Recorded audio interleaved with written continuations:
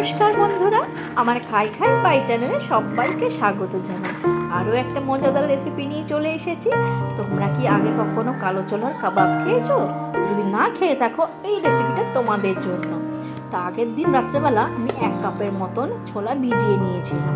দেখো ছোলাগুলো ফুলে গেছে। তারপরে পরের দিন একটা মিক্সিং জারে ছোলাগুলোকে জল ঝরিয়ে নিলাম।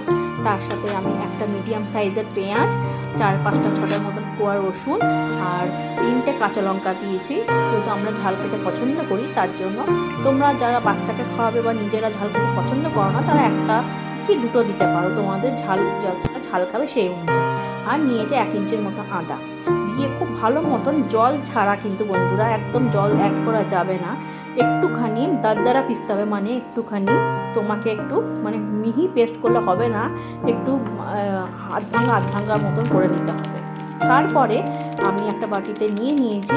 তার উপর থেকে আমি একটা পনির ছোট টুকরো গ্রেট করে দিয়েছি, আর দিয়েছি স্বাদ অনুযায়ী লবণ, আর 1 চামচের মতন গোটা মৌরি, আর 1 চামচের মতো গোটা ধনে।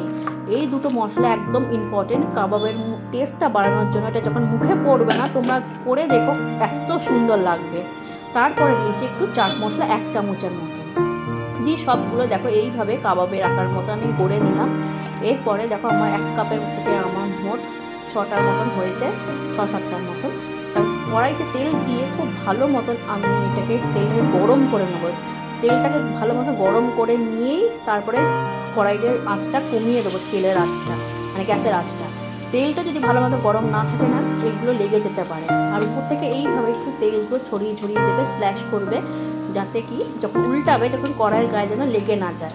তোমরা খুব ভালো হয় যদি এটা ননস্টিক প্যানে শ্যালো ফ্রাই করো, তাহলে খুবই সুন্দর হবে। দেখো এই ছোলাটা এত সুন্দর হয়, পুষ্টিকর, কত সুন্দর। আমরা তো সবাই জানি ছোলা কত পুষ্টিকর। অনেক বাচ্চারা খেতে চায় না। এইভাবে বানিয়ে দিলে বাচ্চারা বুঝতেও পারবে না যে এটার মধ্যে ছোলা দিয়ে বানানো, একদম সোনা মুখ করে খেয়ে নেবে। এ দেখো আমার মোটামুটি সবকটা কাবাব বানানো হয়ে গেছে। কত সুন্দর কালার এসছে, কত সুন্দর ক্রিস্পি।